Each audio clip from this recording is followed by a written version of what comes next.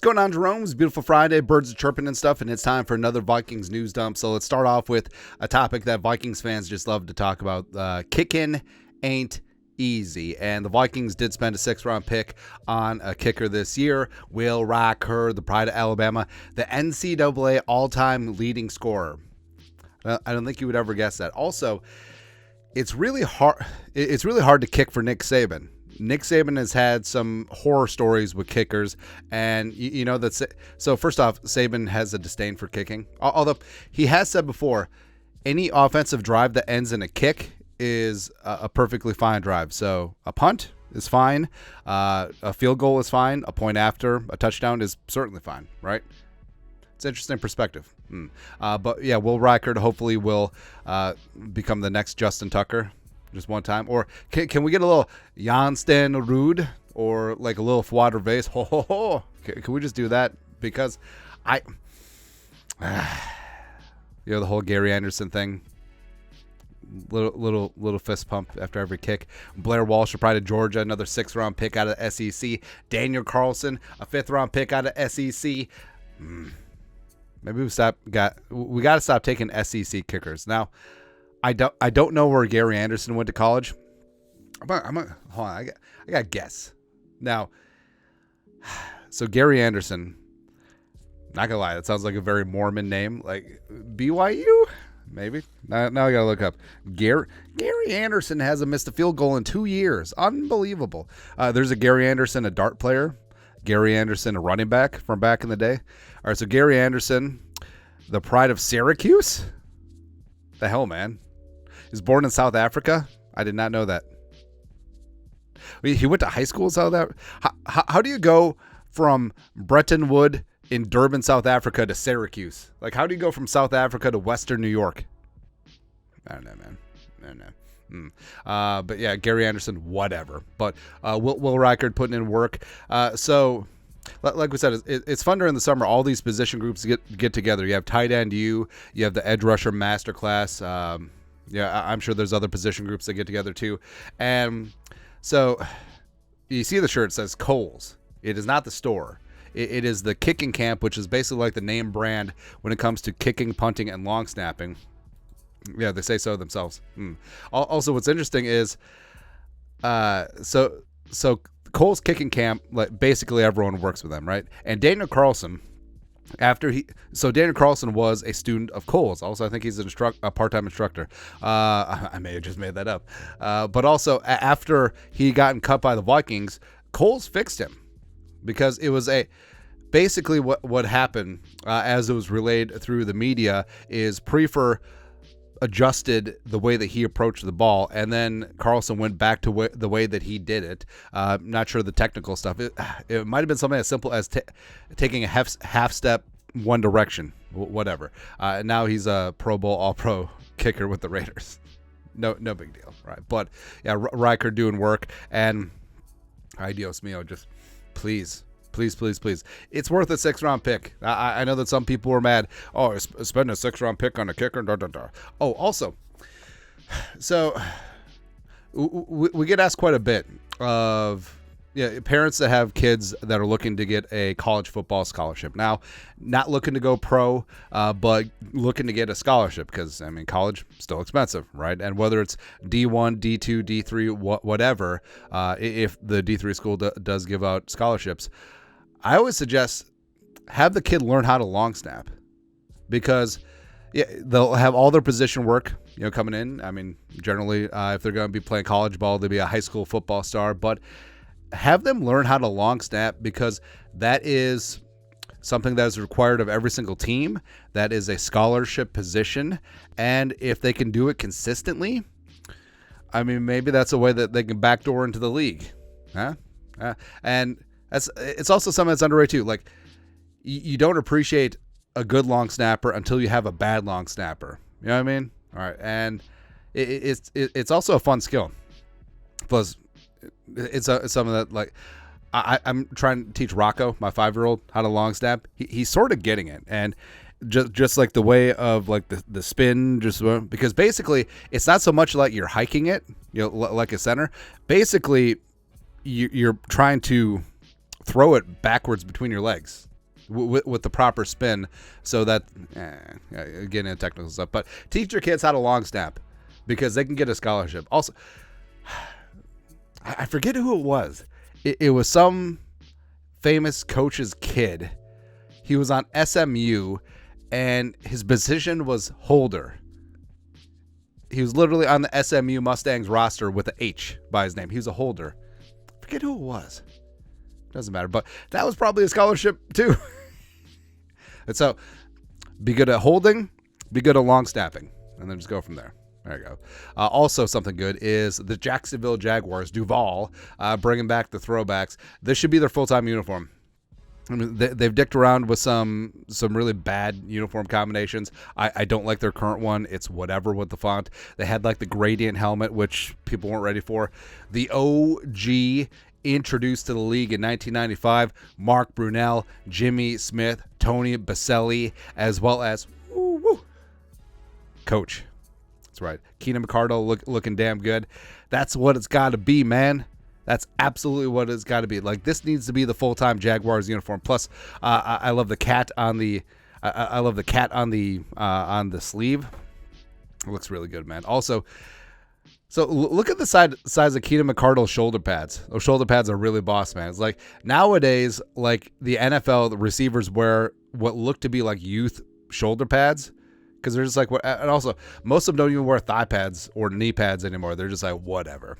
But yeah, they definitely need to go back to these. These look really, really good. Not gonna lie, man.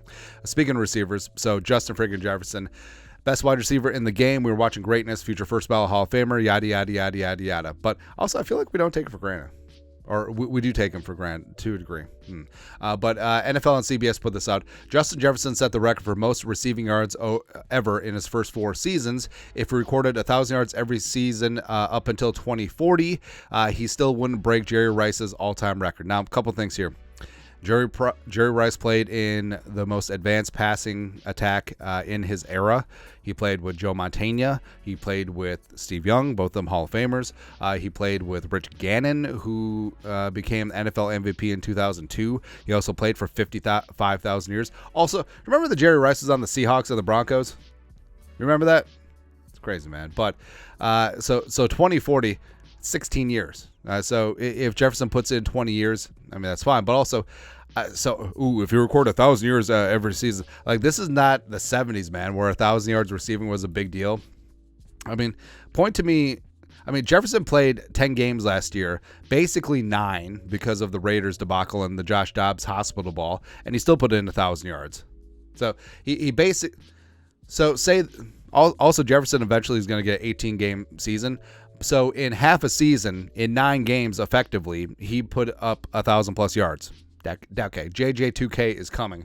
But yeah, he's setting records, most yards through his first 4 years. Don't get me wrong, Jerry Rice was a bad man, but he was in very favorable situations throughout his career, man. And top 5 receiving yards of all time, Jerry Rice, Fitz, T.O., Random Mouse, and Isaac Bruce. So Isaac Bruce, super underrated, by the way. But Randy Moss, yes, the GOAT in my book. So T.O. was in some good quarterback situations, but he was also in some bad ones too. I mean, he also bounced around a lot. So started off with the Niners, the tail end of Steve Young. Was it? Or was it Jeff Garcia? I think it was Jeff Garcia. Who knows? But T.O. and then went to Dallas, or went to Philly, went to Dallas, went to everywhere, bounced around the league. Buffalo, Cincy. I'm sure there was somewhere else. Fitz doesn't get enough credit. And we've been through this. Like, yeah, he had a couple years of Kurt Warner at the tail end of his career. By the way, the whole Bountygate thing, people forget that they ended Kurt Warner's career. And Fitz and blah, blah, blah. And they had Carson Palmer, but he had a lot of nobodies tossed. Like, the number 3 quarterback in terms of number of touchdowns thrown to him is Josh McCown. It says a lot, man. Yeah, but, yeah. I worried about it, but we'll take it 1 year, 1 game at a time, and just appreciate the greatness. And once Jefferson ends up with 25,000 career receiving yards, because it's a new era, and with plus 18-game season, we'll cross that bridge when we get there. Next is sticking with Jefferson. So Vikes fan page put this together. Raiders wide receiver Devontae Adams on the best wide receiver in the league. Now Devontae and Jefferson are getting a lot. I feel like Devontae and Jefferson are definitely getting the most publicity from the Netflix documentary, because I mean, Jefferson just being that guy. Plus, I love the epilogue. Spoiler that he gets his contract.